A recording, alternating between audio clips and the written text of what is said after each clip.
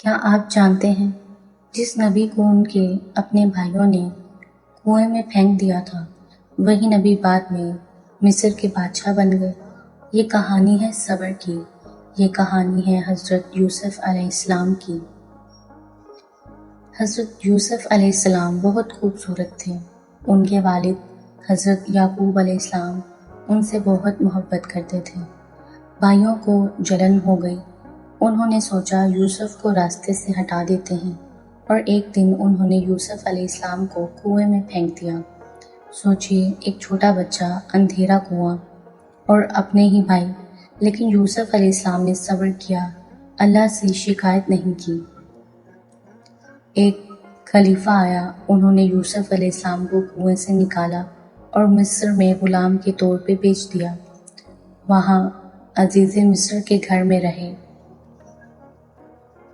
بادشاہ کی بیوی نے گناہ کی دعوت دی، لیکن یوسف علیہ السلام نے کہا، میں اللہ سے پناہ مانگتا ہوں، اور جیل چلے گئے جھوٹے الزام پہ۔ جیل میں بھی یوسف علیہ السلام نے 2 قیدیوں کی تعبیر بتائی اور صبر کیا۔ پھر ایک دن بادشاہ نے خواب دیکھا، کوئی تعبیر نہیں بتا سکا۔ تب یوسف علیہ السلام کو یاد کیا گیا۔ انہوں نے خواب کی تعبیر بتائی اور اپنی عقل سے پورے مصر کو قحط سے بچایا۔ نتیجہ، غلام سے مصر کے خزانے کا وزیر بن گئے۔ سالوں بعد بھائی مدد مانگنے آئے، بھوکے تھے۔